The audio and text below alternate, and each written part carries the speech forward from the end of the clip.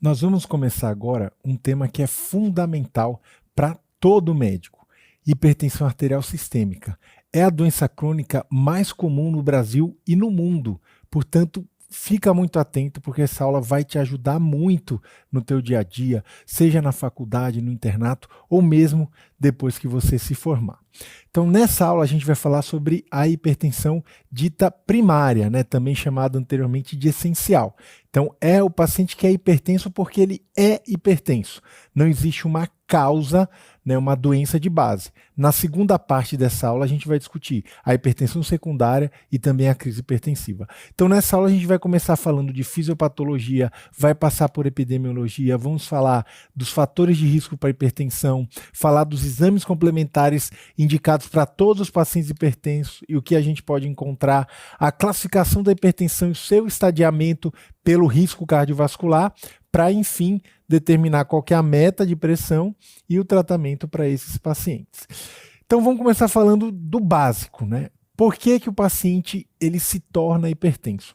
Existem várias teorias, provavelmente é uma doença tão comum que devem ter vários mecanismos fisiopatológicos diferentes, sendo que em determinada pessoa pode predominar um em relação ao outro. Que sabemos e quais são os mecanismos mais implicados, né? Até o momento, o que sabemos. A hipertensão tem muita relação com a parte hormonal, principalmente com o sistema renina, angiotensina, aldosterona, e a gente vai relembrar lá das aulas de fisiologia mais básicas, né? Vamos puxar da memória. Então, o rim, ele tem células justaglomerulares, né? Ficam perto ali da arteríola aferente, e essas células justaglomerulares, elas conseguem perceber variações de pressão, né, do volume ali, da volemia que está passando ali, e também da concentração de sódio. Então, se você tiver um estímulo de queda de pressão hidrostática, de queda de volemia, ou também de queda de sódio, né, passagem de sódio, essas células, o sódio é muito observado pela mácula densa, né, que é como se fosse um sensor do rim que consegue perceber isso. Então, dá um estímulo, liga o estímulo para as células justaglomerulares fazerem a produção da renina. Então, existe um hormônio pró-renina que é inativo, e ele vai ser transformado em renina. E a renina é uma enzima que vai converter o angiotensinogênio, que é uma grande molécula sem função, na angiotensina 1. O angiotensinogênio é basicamente produzido no fígado, tem produção hepática. E aí, quando tem formação de angiotensina 1, ela ainda não é uma molécula com muita função biológica, tem algumas, mas não é tão ativa. Vai passar por uma segunda reação enzimática. Dessa vez, a enzima é a enzima conversora de angiotensina, a famosíssima ECA, que você se lembra muito bem. E aí sim eu tenho angiotensina 2. E essa molécula, angiotensina 2, é que vai ter as principais funções biológicas aqui desse sistema renina-angiotensina. Então aqui eu vou ter uma ação em receptores AT1 da angiotensina, então não confunda os números aí. É angiotensina 2 e o receptor principal, o receptor AT1. Tá? E a partir da ligação a esses receptores que estão distribuídos no corpo inteiro, eu vou ter as ações da angiotensina. E antes de falar das ações, só pensa nesse nome, angiotensina. Anjo é vaso e tensina tensão. Então, uma das principais funções da angiotensina é a vasoconstrição. Então, vai agir em receptores AT1 no sistema nervoso central e vai ter uma estimulação simpática, e o que é interessante a gente vai ver daqui a pouquinho.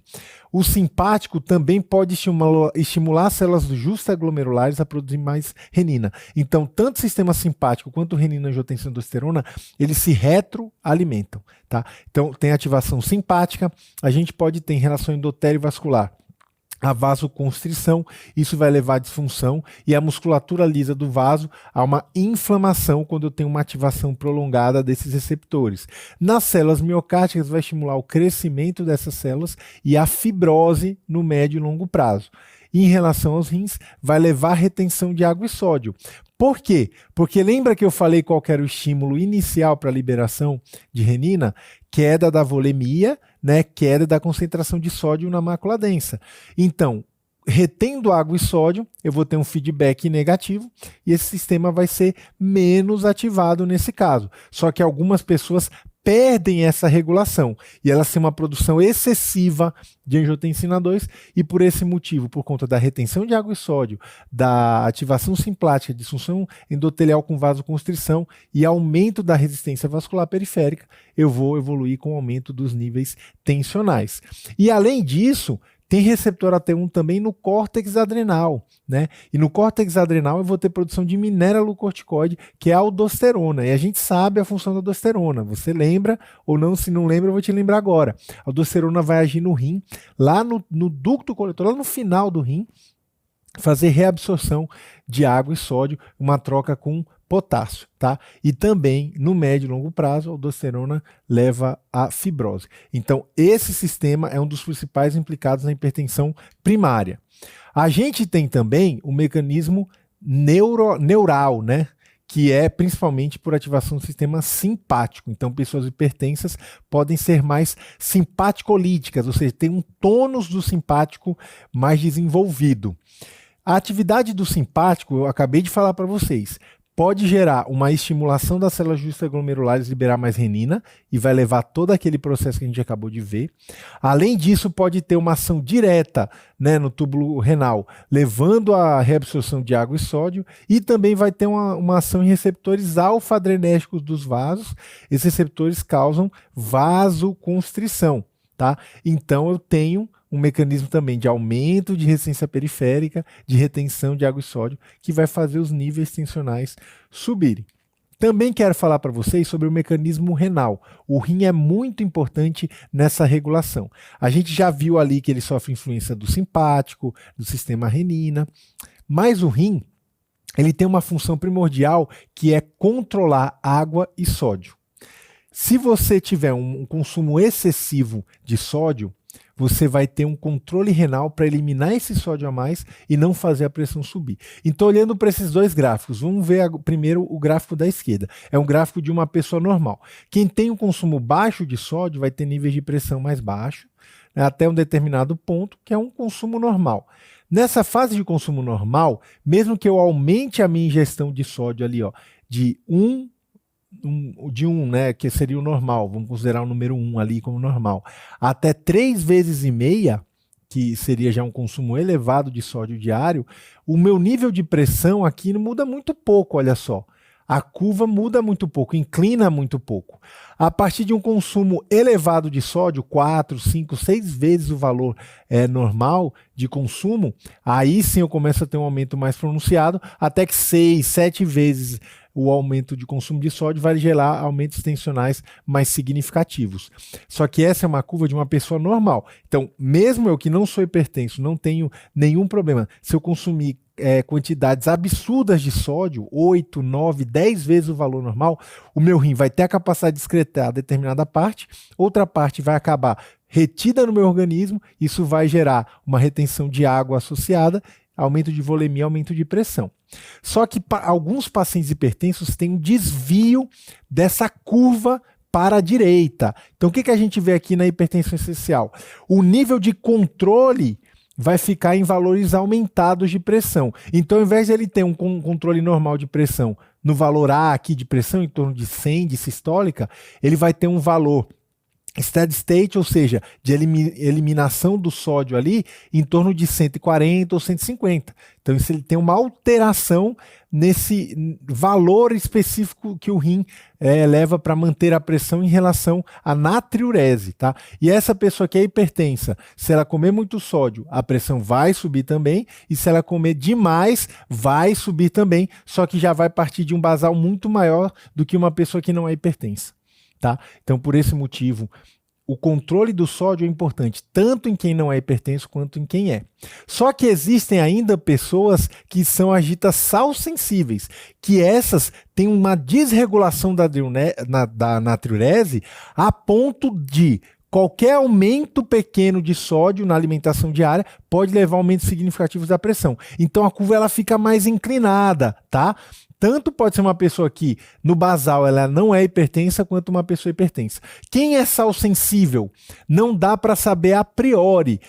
Você tem que testar a dieta e avaliar se essa pessoa é sal sensível ou não. Nem todo mundo é sal sensível, portanto, nem para todo mundo uma dieta com restrição de sódio vai ser tão importante no controle da pressão. Mas a recomendação é geral, porque mesmo para pessoas normais, o aumento do consumo de sódio gera pequenos aumentos de pressão. E a gente sabe que qualquer aumento de pressão pode ser deletério. Quanto maior o aumento, obviamente, pior. Então, esse é o mecanismo de controle renal de pressão comparado com a natriurese, com a eliminação de sódio na urina, tá? Então, tem a pessoa normal, tem a pessoa hipertensa e tem os sals sensíveis, certo? Então, por isso que é importante o controle do sódio da dieta.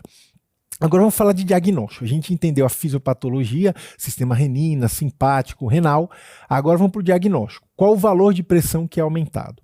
Para diagnóstico em consultório, a gente usa o valor de 140 por 90. Obviamente, valores mais baixos de pressão já podem começar a trazer problemas, mas o valor de corte de consultório é esse, 14 por 9. E a partir desse valor, você vai dar o diagnóstico, só que ele tem que ser medido adequadamente. Então, o paciente ele tem que estar sentado, preferencialmente com o braço na altura do coração. Você pode fazer essa avaliação com o método auscultatório ou com oscilométrico, que é aquele automático. As diretrizes, inclusive, falam que o oscilométrico pode ser melhor porque está menos sujeito a arredondamentos. A gente, quando escuta, né, arredonda muito, e o ideal é ter um valor mais exato. Tá?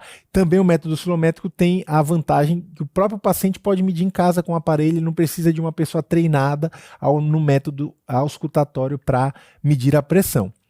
Outro ponto fundamental, o manguito tem que ser adequado. Pessoas obesas ou com circunferência de braço maior podem ter a pressão superestimada se usar um manguito padrão, ou seja, o manguito é pequeno para ela.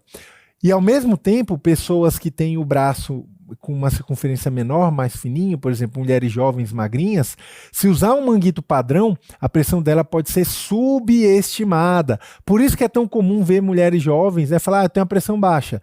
Pode ser que a pressão dela seja baixa, mas pode ter sido um erro de aferição, tá? Então tem que usar manguito menor para essas pessoas que têm o braço mais fininho. O ideal é fazer a medida da circunferência e adequar ao tamanho do manguito. Além disso, alguns cuidados tem que ter. Bexiga não pode estar cheia, não pode ter feito exercício idealmente na última hora e meia, não pode ter fumado na última meia hora, idealmente não ter fumado nunca, né? Se está fumando, pedir para parar de fumar, mas tem que tomar esses cuidados para a medida ser adequada. Mas, tudo bem, tomei todos esses cuidados aqui, manguito adequado, paciente sentado, repouso, tudo ok, pernas descruzadas, uma medida só não é suficiente para dar o diagnóstico. Então, para dar o diagnóstico em consultório, uma primeira visita ele tem lá uma pressão de 140 por 90. E um detalhe aqui, o ideal é que faça pelo menos 3 medidas sequenciais e que você descarte a primeira e faça uma média das 2 últimas. Esse é o ideal, tá? Não só uma medida, tá? Faz 3 medidas na mesma consulta. Fiz lá 3, descartei a primeira, usei a média das 2 últimas e dei uma média acima de 140 por 90. Esse paciente é hipertenso? Não posso afirmar isso ainda. Eu preciso de uma outra consulta, uma outra visita, outro dia, tá? Outro dia, e a repetir essa pressão se o paciente tiver um risco baixo, intermediário, um risco médio, que é a maioria dos pacientes, tá? Então, numa segunda consulta, faz uma pressão elevada novamente, eu dou o diagnóstico. Agora, se o paciente tem um risco cardiovascular alto, ou seja, ele já tem lesão de órgão-alvo, a gente vai discutir tudo isso nessa aula, ou uma doença cardiovascular estabelecida, por exemplo, já infartou, já teve AVC, eu não preciso esperar muito tempo, eu já dou o diagnóstico de hipertensão, porque não dá para esperar tempo, porque esse paciente já tem lesão, já tem doença, eu tenho que tratar essa pressão, tá? Então, para aqueles de alto risco, muito alto risco, já dou o diagnóstico ali. E uma terceira situação que pode acontecer é uma medida isolada inicial, mas muito alta, acima de 180 por 110, dou diagnóstico de hipertensão desde que essa pressão tenha sido medida adequadamente. Não vale o paciente, ele está ansioso, ele está com dor de cabeça, aí não pode, tá? Se ele tiver com alguma causa para a pressão estar elevada, dor, ansiedade, você tem que controlar isso e remedir a pressão, reaferir para ter certeza que esse paciente é hipertenso. Mas as medidas dentro do consultório, elas estão sujeitas a vieses, né? Principalmente o efeito do avental branco que faz a pressão subir. Então, idealmente, você deve confirmar essas medidas fora do consultório, com a MAPA, que é a monitorização ambulatorial da pressão arterial, aparelho automático que vai usar por 24 horas, ele mede a cada 15 minutos, geralmente durante o dia, a cada meia hora no sono, ou a MRPA, que são medidas domiciliares, geralmente de 3 a 7 dias, tem protocolos de 3 a 7, e você vai fazer no mínimo 2, idealmente 3 medidas pela manhã e mais 2 ou 3 à noite durante esse intervalo de tempo e fazer uma média, tá bom? Então no consultório a gente já viu que o valor de pressão é 14,9, mas as medidas domiciliares o valor é mais baixo. Tá? Vamos ver esses valores então. Na MAPA vigília, que é o período acordado que está usando o MAPA, o valor de referência é 135 por 85. Então você tira 5 ali do valor do consultório, partindo sempre ali do consultório. Quando eu faço MAPA 24 horas, engloba o sono, e no sono a pressão cai. Então a média de 24 horas de referência é 130 por 80. Você tira mais 5 ali, né, da vigília, você tira mais 5. A MRPA, que são as medidas que eu falei para vocês, em domicílio, né, em vários dias seguidos, MRPA é o mesmo valor da MAPA 24 horas, 130 por 80. E tem também valor do sono, que é o valor de corte, é 120 por 70, tá? E aí ele cai bastante, cai mais 10 milímetros, né? No sono, o normal é que a pressão caia de 10 a 20%. Mas o que a gente usa? Que medidas são mais importantes aqui? Consultório, e você saber MAPA 24 horas e MRPA, que é 13 por 8. Essas são as principais medidas que a gente usa para dar o diagnóstico, tá? O MAPA 24 horas é o melhor do que só usar vigília ou só usar sono, tá bom? Então é isso que você vai usar para dar o diagnóstico. A hipertensão, falando um pouquinho de epidemiologia, como eu falei lá no começo da aula, é a doença crônica mais prevalente. A gente estima que na população brasileira em geral, 30%, um pouquinho mais ou um pouquinho menos, dependendo do estado, da população, são hipertensas. Um ponto importante é que o clima pode interferir, então locais como o Nordeste, nós que tem temperaturas mais altas, em geral a incidência de pressão alta é mais baixa, né? O calor faz vasodilatação, as pessoas não são tão hipertensas, e na região centro-sul do Brasil a prevalência de hipertensão é um pouco maior. Mas para mais idosos, por exemplo, acima de 60 anos, essa prevalência aumenta para 40% até 50%, tá? Então ela aumenta muito com a idade. 30% dos adultos, como eu falei, aumenta com a idade e tem relação independente com doença cardiovascular, infarto, AVC, doença renal crônica. O que eu quero dizer com isso? Que se eu parear duas pessoas que têm a mesma idade, o mesmo sexo, a mesma etnia, não fumam, não são diabéticos, se uma é hipertensa e a outra não é, essa que é hipertensa tem muito mais risco de infartar, de ter AVC, de ter doença renal. Então é muito importante tratar a hipertensão para evitar esses eventos que são traumáticos, essas lesões dos órgãos. O que tem de fator de risco, então? Acabei de falar que aumenta com a idade, então a idade é um dos fatores de risco que a gente não consegue mudar. A obesidade, a gente vive uma epidemia de obesidade, então obesidade também está relacionada. A etnia, os afrodescendentes têm maior risco. Então quando você compara homens e mulheres, homens em geral têm um risco maior, e entre pessoas brancas e pessoas afrodescendentes, os afrodescendentes. Então, quando eu comparo uma mulher branca com um homem negro, esse aumento de risco pode subir 2,5 vezes, até mais do que isso, em pacientes afrodescendentes. Ingestão de sal, como eu falei, tem sais sensíveis, outros não são, mas de maneira geral, o consumo excessivo de sódio diário aumenta o risco de hipertensão. A OMS preconiza 2 gramas de sódio, isso equivale a 5 gramas de sal de cozinha, que é o cloreto de sódio. Então, para não confundir, o sachê lá de 3 gramas, 2 gramas, né? Aquilo é sal de cozinha, tá? Então você pode usar até 5 gramas de sal de cozinha. Ou você pode ver quanto tem de sódio ali. Existe essa equivalência. Então 2 gramas de sódio. Mas lembrem-se que não é só coisas salgadas que tem sódio. Por exemplo, ketchup. Ketchup tem muito sódio. Os refrigerantes, né? Porque tem um gás, né? Água com gás tem bastante sódio também. Então toma cuidado, não é só coisa salgada. Os embutidos, né? Como salame, os enlatados, como sardinha, como atum, são muito, muito ricos em sódio. O sedentarismo aumenta o risco, a gente sabe que a atividade física diminui. O excesso de álcool também faz aumentar a pressão arterial. Existem causas genéticas, quem tem hipertensão na família tem um risco maior, isso a gente também não consegue interferir. E fatores ambientais, por exemplo, poluição sonora, porque aumenta a ansiedade da população. Então, pessoas que vivem em cidades maiores com poluição sonora tem um maior risco de hipertensão, né? A gente espera que com os veículos elétricos aí essa poluição sonora diminua. Ambientes que não tem muitos lugares com verde, né? Porque em regiões com parque, as pessoas fazem mais atividade física e interagem mais entre si. A gente sabe, por exemplo, que o isolamento social também é um fator de risco para a hipertensão. Falando agora do quadro clínico, o que sente, né? Como que vai chegar um paciente hipertenso para você? Ele vai chegar falando, ai doutor, eu sou hipertenso porque estou com dor de cabeça? Não é assim, não espere isso. A hipertensão geralmente é um quadro assintomático, é um inimigo silencioso. Só vai saber que é hipertenso se medir a pressão. Por isso que é importante de tempos em tempos medir a pressão. É ideal que se meça a pressão em toda a consulta médica. Ah, foi por um outro motivo lá, foi para checar exames, tudo bem, mas meça a pressão arterial desse paciente, por favor. Então isso tem que ser feito em toda a consulta médica. A cefaleia aparece em geral com pressão muito elevada, então não espere aparecer uma dor de cabeça para falar que está com a pressão elevada, tá bom? Não é bem assim. A pressão pode estar elevada mesmo no paciente assintomático. E, enfim, tem situações que é quando tem já lesão de órgão-alvo. Então, o paciente hipertenso pode aparecer com doença coronária, com dor torácica, com infarto. Ele já pode aparecer tendo uma afasia, uma paresia por um AVC relacionado com a hipertensão, ou uma doença renal crônica, com oligúria, uremia, edema, relacionado com a doença renal. Então, isso é o que a gente não quer que chegue nesse ponto, por isso temos que tratar com um paciente ainda assintomático. Como que é o exame físico de um paciente hipertenso?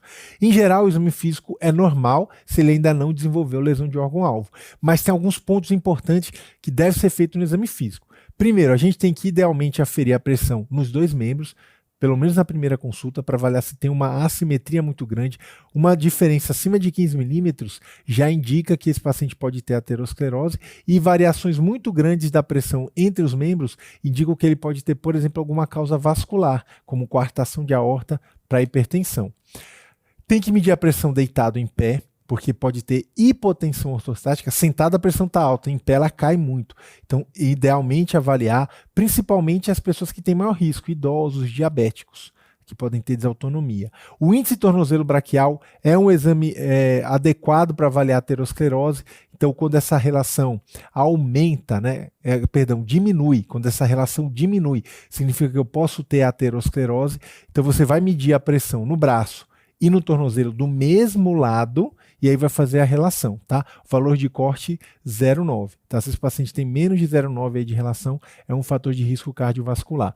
Relação ao exame cardíaco, ver se tem sopro, se o ritmo está regular, se tem sinais de insuficiência cardíaca, turgência jugular, refluxo hepatojugular, isso é importante. O paciente com hipertensão pode também desenvolver outras doenças, como insuficiência cardíaca, como fibrilação atrial. Exame pulmonar, avaliar sem crepitação, porque pode ser um sinal de congestão pulmonar.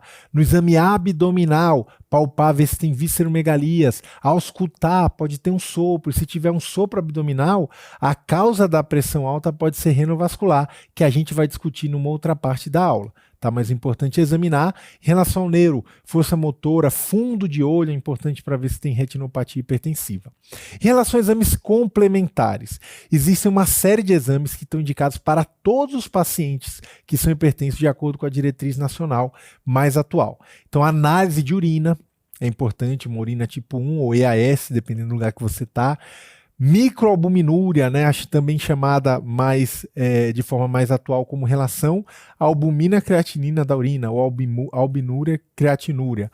A creatinina, sérica, para fazer o ritmo de filtração estimado, e a fórmula ideal para usar a CKD-EPI, tá, de 2021, é a fórmula mais precisa para calcular ritmo de filtração.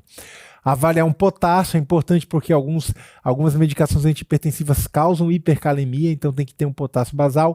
A avaliação do perfil lipídico e glicêmico é importante. O ácido úrico, porque o ácido úrico é um marcador de risco cardiovascular, e também porque algumas medicações, principalmente os tiazídicos, podem interferir no nível sérico. E um eletrocardiograma para avaliar bloqueio, sobrecarga, sinais de lesão de órgão-alvo. Isso aqui para todo mundo, independente de quem seja esse paciente, precisa, isso aqui seria um mínimo. É claro que outros exames podem ser solicitados, né? Para avaliar a lesão de órgão-alvo, o que a gente pode usar? Pensando no coração, a principal lesão é a hipertrofia ventricular. Então, um eco e um eletrocardiograma. Ah, mas precisa pedir ecocardiograma para todo mundo? Não. Para aquele que tem alteração no eletro, para aquele que tem algum achado no exame físico que sugira hipertrofia, não é para todo mundo. O eletro, sim, é para todo mundo. Creatinina, né, como a gente viu, é para todo mundo, e se tiver um ritmo de filtração reduzido, entre 30 e 60, que é o estágio 3, a gente já considera isso lesão de órgão-alvo.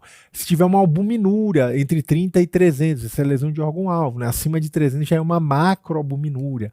Fazer um ultrassom de carótida pode ajudar, porque se tiver uma placa, né, um espessamento médio intimal acima de 0,9, isso também já aumenta o risco, principalmente acima de 1,1, ou se tiver uma placa de fato, como a gente vê nessa imagem aqui, ó. Tem uma obstrução, aqui é o fluxo pelo Doppler, e aqui eu tenho uma obstrução na artéria carótida interna direita, tem uma placa aqui obstrutiva, então isso é sinal de aterosclerose, paciente de alto risco. E a velocidade de onda de pulso, é um exame que a gente usa pouco na prática, indicado pela nossa diretriz, avaliar a onda de pulso aórtico, né? Então, essa onda aumenta a velocidade de propagação, isso pode ser um sinal de aterosclerose. Fundo de olho importante para ver retinopatia diabética. E é importante você ter noção dos graus de retinopatia. A gente começa com o grau 1, que é o grau mais baixo, até difícil de ver. É basicamente só um estreitamento arteriolar, né? As artérias ficam mais finas. O grau 2 já tem umas alterações um pouco mais evidentes. Por exemplo, o cruzamento AV patológico que a gente vê aqui na seta. Então tem uma vênula e uma arteríola que estão cruzando aqui. Esse cruzamento é chamado de patológico porque não deveria acontecer.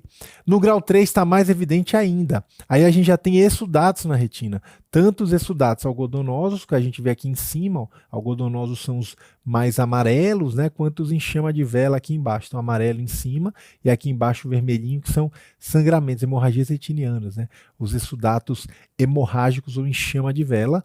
E a gente tem também o grau 4, que é o pior de todos, que é o edema de papila ou papiledema. Por quê? Você perde o contorno, né, bem definido do nervo óptico. Isso aqui já pode ser um sinal de hipertensão intracraniana. Então é um grau mais severo, mais grave da retinopatia hipertensiva. Vimos os exames complementares, agora a gente vai falar de fenótipos da hipertensão.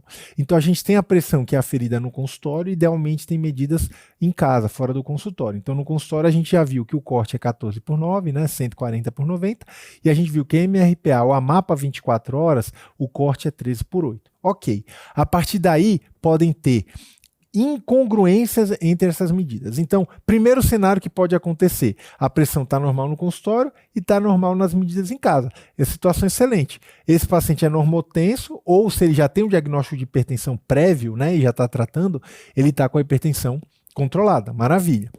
Mas existe um outro cenário. O paciente está com a pressão alta no consultório e a pressão em casa está normal. Esse paciente não é hipertenso de fato, ele tem o que a gente chama de hipertensão do avental branco, o efeito do avental branco. Esse paciente, embora não seja hipertenso, ele tem um risco aumentado de desenvolver problemas cardíacos, lesões de órgão-alvo e também de se tornar hipertenso de fato. Então ele tem que ser visto com mais frequência, ferir a pressão com mais frequência para ter certeza que ele não está evoluindo para uma hipertensão verdadeira, tá? Então cuidado com esse paciente. Ele não está completamente normal, né? Ele não tem um risco igual uma pessoa que não é do avental branco, não. Ele é um risco intermediário entre o normal e o hipertenso de fato. Uma terceira situação, o consultório está elevado, em casa também está elevado. Aqui o paciente ele é hipertenso e não tinha um diagnóstico, ou se já tinha, está descontrolado ou não controlado. E por fim tem a situação que no consultório está normal e em casa está alta. Até 15% dos pacientes normotensos podem estar nessa situação. E isso é o que a gente chama de hipertensão mascarada. Ele está te enganando, no consultório está normal, mas na verdade ele está alto. Esse paciente é hipertenso de fato, porque o que vale mesmo é como a pressão fica a maior parte do tempo. Então esse paciente vai ter que ser tratado como hipertenso. Agora vamos falar da classificação. A Diretriz Brasileira de 2005 mantém a classificação em termos de estágio de hipertensão, mas temos novidades, tá? Então em relação à classificação, a gente tem agora a definição de pré-hipertenso com valores a partir de 120/80. Então, 120, 139, 80, 89. E aqui foi o que gerou mais polêmica entre os leigos, né? Porque as pessoas estão falando, então eu tenho pressão 12/8, já não é bom, já sou hipertenso? Não. pré-hipertenso, tá? O diagnóstico de hipertensão continua sendo 140/90. Mas, por que chamar então de pré-hipertenso? Porque esse paciente já tem um risco aumentado. Então não é porque está 122/82 que está tudo bem. É importante avaliar fatores de risco, ver se ele tem lesões de órgão-alvo iniciais, porque você já pode considerar um tratamento a partir de 130/80, como a gente vai ver.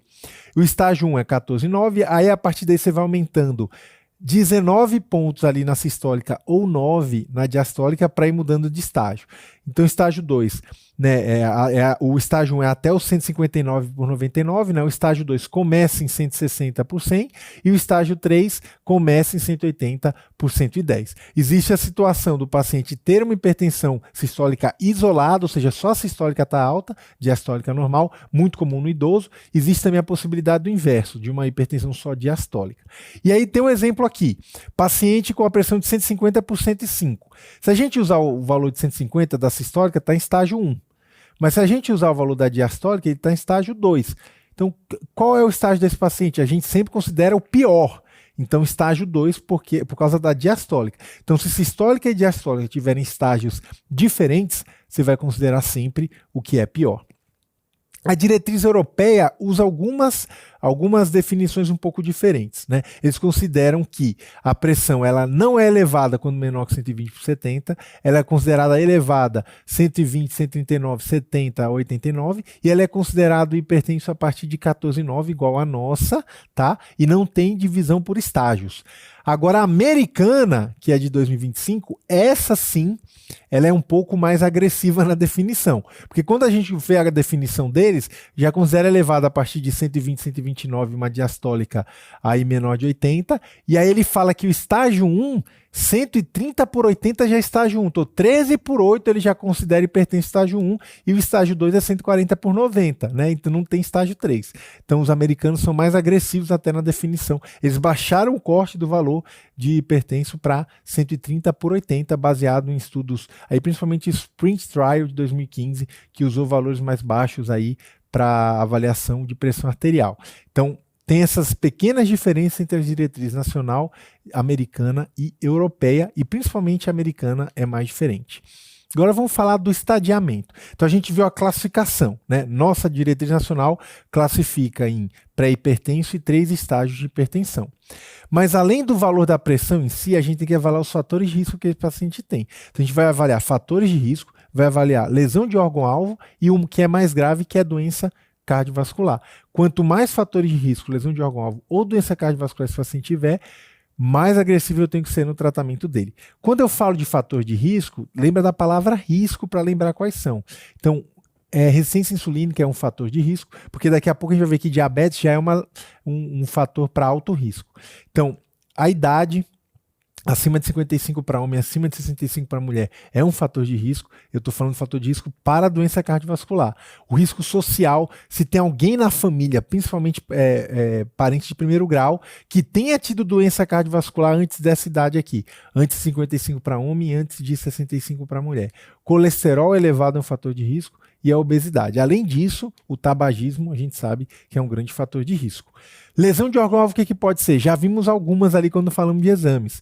A placa carotídea, né, uma espessura média intimal acima de 0,9, um índice tornozelo braquial reduzido, menor do que 0,9, uma albuminura é um fator de risco, uma doença renal estágio 3, uma hipertrofia de VE que pode ser vista no eletro ou no ecocardiograma.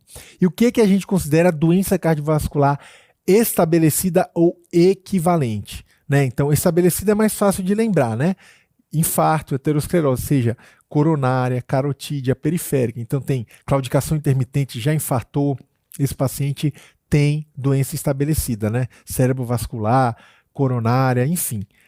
Se o paciente tem retinopatia grave, graus 3 ou 4, esse paciente já tem doença estabelecida. Se ele tem uma doença renal, estágio 4 ou 5, né? Lembrando, é um ritmo de filtração menor do que 30, também é considerado já. Se ele tem insuficiência cardíaca e se esse paciente tem diabetes, seja tipo 1 ou tipo 2.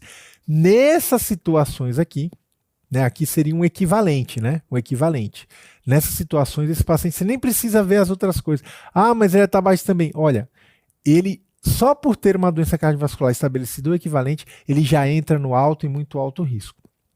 Então, a estratificação de risco, como que é feita? É baseado no número de fatores de risco, lesão de órgão-alvo, doença renal e relacionada com os valores da pressão arterial. Agora eu vou mostrar para vocês uma tabela da diretriz nacional, mas calma, você não precisa decorar essa tabela, é só para você ter noção de como é feita a avaliação de risco. Você vai ver tudo isso e vai ver se o paciente ele é um pré-hipertenso a partir de 130/80 e ele tiver muitos fatores de risco, se ele for risco alto ou muito alto, já vale a pena tratar, mesmo sendo pré-hipertenso, tá bom?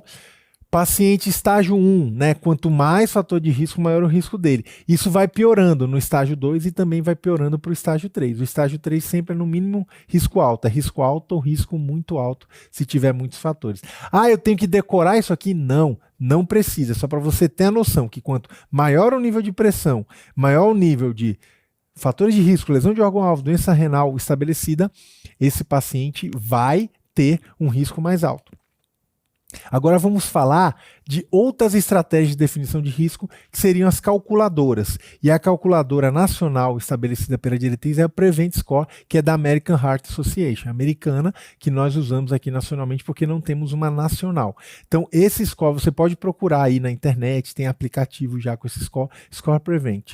A partir dos dados que o paciente tem de idade, colesterol, pressão, se fuma, enfim, vários fatores, hemoglobina glicada, você vai avaliar o risco dele. Essa calculadora vai dar um risco em 10 e em 30 anos. Considerando o risco em 10 anos de ter um AVC, um infarto, é baixo quando menor que 5%. Ele é considerado limítrofe entre 5 e 7,5%, considerado intermediário de 7,5% até 20%, e ele é considerado alto acima de 20%. Então, se é um paciente que já infartou, você nem usa score. Né? Você nem usa score porque ele já é muito alto risco e esquece score. O score é para aquele paciente que é risco baixo ou intermediário, você está na dúvida. Aí você pode usar o Score Prevent.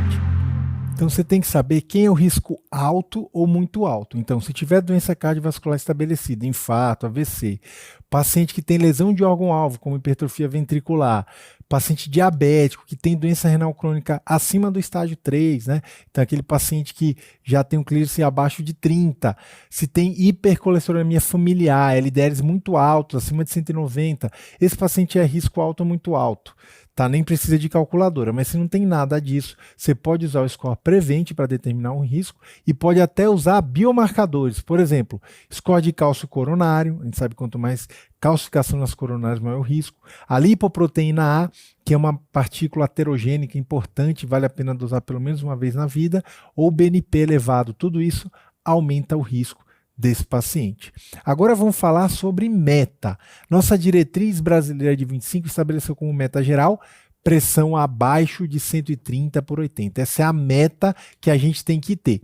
Quais são as exceções para essa meta geral? São pacientes que não conseguem chegar nessa meta tão rigorosa. Os muito idosos, um paciente frágil, paciente que tem baixa expectativa de vida. Para esses pacientes, qual que é a máxima aqui? No mínimo, no valor mais baixo tolerado. Tá bom? O mínimo que ele conseguir tolerar sem ter efeito colateral, sem ter prejuízo para a qualidade de vida. O objetivo do tratamento, então, é evitar lesão de órgão-alvo e doença cardiovascular. Vamos começar falando do tratamento não farmacológico. Então, não farmacológico, a gente viu lá os fatores de risco, então vamos imaginar esses fatores de risco. A obesidade é um fator de risco, perder o peso, manter um IMC abaixo de 25, né? Para quem é idoso, abaixo de 27. Reduzir o álcool, no máximo uma dose para homem ou 2 doses para mulheres. Isso daria, uma dose seriam, por exemplo, uma taça de vinho, né? 2 latinhas de cerveja. Então, no máximo isso. Atividade física, né? Recomendação do OMS, 150 minutos por semana de atividade física, moderada ou pelo menos 75 de atividade intensa. Cessar o tabagismo, tanto tradicional quanto eletrônico, né? Que está agora na moda, embora não tenha tanta evidência do eletrônico, mas a gente sabe que faz muito mal para a saúde, então sempre vale a pena parar. Outra medida importante, alimentação. Existem dietas já que foram comprovadas cientificamente. A dieta do Mediterrâneo, dieta DASH, né, geralmente que preconiza oleaginosas, né, carnes magras. A do Mediterrâneo usa azeite de oliva, né, frutos do mar, então essas dietas comprovadamente abaixam pressão. O que mais que a gente tem? Reduzir o sódio, como já conversamos, até o limite ali estabelecido do OMS, que é 2 gramas de sódio, que equivale a 5 gramas de sal de cozinha, do cloreto de sódio. Aumentar o potássio na dieta, mais de 3,5 gramas. Então, o que tem potássio? Geralmente verduras, né, como espinafre, couve, frutas como banana, abacate. Então, basicamente comidas mais naturais e reduzir o estresse, espiritualidade, religiosidade, tudo isso ajuda no controle da pressão. Agora vamos falar de tratamento farmacológico. Então, qual o fluxograma de tratamento? Se eu tiver um paciente pré-hipertenso com pressão a partir de 130/80 e ele é de alto risco, né, ou muito alto risco, esse paciente a gente vai começar com medidas de estilo de vida por 3 a 6 meses e reavaliar. Então, se esse paciente não tiver um controle de pressão, vale a pena iniciar tratamento. E aqui, para esse paciente, você pode considerar uma monoterapia com remédios de primeira linha, que são tiazídicos, bloqueadores de canal de cálcio e ECA ou BRA. Agora, se é um paciente que é hipertenso, ou seja, a partir de 14/9, você já entra de cara com mudança de estilo de vida, isso sempre, associado com combinações de primeira linha. Então você vai usar daquelas medicações ali, iniciar já com 2 em dose baixa e ver se tem um controle. E aí, se não controlar, você vai partir para medicações de segunda linha. Então vamos ver quais são essas medicações. Começar a falar só de exceções à monoterapia, né? Então, basicamente, o paciente hipertenso, o ideal é começar com combinação de antihipertensivo. Monoterapia para quem? A gente viu lá paciente muito idoso, né, que vai ter uma dificuldade maior de controle de pressão, então é melhor começar mais devagar com monoterapia, para os frágeis, para os pacientes que têm hipotensão ortostática, para paciente que estágio 1 de baixo risco ou pré-hipertenso que a gente viu que é de alto risco, né, porque ele não tem um valor tão elevado ali de pressão, então dá para começar com monoterapia. Vamos começar falando da classe dos tiazídicos, são diuréticos, né, a gente tem 3 representantes aqui no Brasil, que é a hidroclorotiazida, a clortalidona e a indapamida. A gente sabe que desses, a clortalidona é a mais potente, a hidrocloro a menos potente, e a indapamida intermediário. Qual que é a ação, então? Vai agir no túbulo contorcido distal, nos canais de sódio e cloro, e vai inibir. Inibindo esses canais, o que vai acontecer, então? Eu vou ter uma diminuição aí da reabsorção de sódio e água, então vai ter uma eliminação maior de sódio e água, logo a pressão reduz. Efeitos colaterais importantes. Todo diurético pode alterar eletrólitos, então, principalmente sódio no caso dos tiazídicos. Hiponatremia. Se tiver hiponatremia, tem que considerar trocar o tiazídico. A hipovolemia. Por outro lado, aumenta cálcio, isso pode ser bom em, por exemplo, quem tem osteoporose, né? Mas ele pode, infelizmente, aumentar também glicose e colesterol. Então, para quem tem síndrome metabólica, tiazídico vai com calma, dose mais baixa, tá? Porque esses efeitos são doses dependentes. E um ponto importante aqui é o ácido úrico, isso é muito importante, porque aparece bastante também em concurso, em prova, né? Tiazídico deve ser evitado em quem tem hiperuricemia, quem tem gota, porque ele faz aumentar o nível sérico, aumenta a reabsorção renal, aumenta o nível sérico de ácido úrico. E o outro efeito colateral, também relacionado com o tiazídico, aumento de câncer de pele não melanoma, então SEC e CBC. Se o paciente tem esse histórico, idealmente evitar tiazídico. Agora vamos falar de bloqueador de canal de cálcio. A gente tem 2 grupos mais importantes dentro dessa classe. Tem os dihidropiridínicos, nesse caso a gente tem como exemplo principalmente os dipinos, como anlodipino, nifedipino, levanlodipino. O efeito principal deles é vasodilatação. Por outro lado, nós temos os não dihidropiridínicos, aí tem 2 representantes, diltiazem e verapamil. Eles têm mais um efeito em frequência cardíaca, eles são bradicardizantes. Tá? Vamos pensar agora em indicações. Quando eu falo de dihidropiridínico, ele é um bom antianginoso, né? Então, por exemplo, anlodipino, paciente que tem doença coronária. E quando eu falo de não dihidro, se tem arritmia, porque bradicardia é um efeito que pode controlar a arritmia. Falando de efeito colateral, os dihidropiridínicos podem causar edema maleolar, edema principalmente ali ao redor do tornozelo, enquanto os não dihidro, bradicardia, e podem descompensar a insuficiência cardíaca. Então, tomar cuidado e evitar em pacientes com e C. Agora vamos falar de ECA-BRA, que é uma das classes mais usadas, né? A gente vai relembrar rapidamente o que viu no comecinho da aula, né? Que o angiotensinogênio, pela ação da renina, se transforma em angiotensina 1, pela ação da ECA, angiotensina 2, e aí vai ter a ação no receptor AT1. Por que eu trouxe isso de novo aqui? Para a gente entender a ação dessas medicações, né? E a partir do receptor AT1 tem todos aqueles efeitos que a gente já viu. Retenção de água e sódio, vasoconstrição, liberação de aldosterona. Os ECA, como o nome já diz, inibem a enzima conversora de angiotensina, enquanto os BRA vão inibir o receptor AT1 da angiotensina 2, tá? E esse efeito que eles têm é interessante por quê? Porque você tem um efeito principal na arteriúria eferente do rim.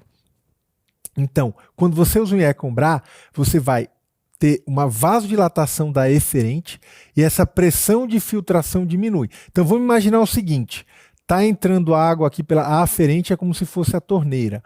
O glomérulo é como se fosse a pia e a eferente o ralo. Então, está entrando água aqui, está caindo água dentro da pia. Quando eu uso um ECA-BRA, é como se aumentasse o ralo dessa pia. Então, a pressão aqui dentro da pia vai diminuir, né? A quantidade de água aqui do filtrado vai diminuir. Diminuindo essa pressão de filtração, eu tenho um efeito na progressão da nefropatia, principalmente nefropatia diabética, mas também na nefropatia hipertensiva. Então, eles são boas medicações, principalmente quem já tem albuminúria, né, em pacientes que têm doença renal, são ótimas medicações para diminuir essa progressão da doença renal. Falando de indicações, então, pacientes com insuficiência cardíaca com fração reduzida, a gente sabe que muda a mortalidade, pós-infarto, porque tem efeito em remodelamento, em quem já tem hipertrofia, e quem tem diabetes, principalmente com proteinúria. E quando não pode usar, o que é contraindicação? E efeito colateral também, né? Potássio acima de 5,5, então tem que tomar esse cuidado porque eles causam hipercalemia, e também na gravidez não pode de jeito nenhum, é teratogênico. Então você pode começar, por exemplo, com IECA, mas tem efeitos colaterais como tosse seca, como angioedema. E aí se tiver esses efeitos colaterais, você pode considerar o BRA. Por que o BRA não tem? Porque o BRA não age na ECA. Os IECA, além da questão de diminuir a angiotensina 2, eles também vão aumentar a concentração de bradicininas. E essas bradicininas causam tosse e podem causar angioedema. E aí você pode fazer essa troca pelo BRA. Eles têm efeito muito similares, só que os BRA têm menos efeitos colaterais. Agora vamos falar de beta-bloqueador. Beta-bloqueador não é droga de primeira linha. Droga de primeira linha a gente acabou de ver. Tiazídico, bloqueador de cálcio e ECA-BRA. Beta-bloqueador é droga de segunda linha, tá? Mas são importantes e têm indicações específicas.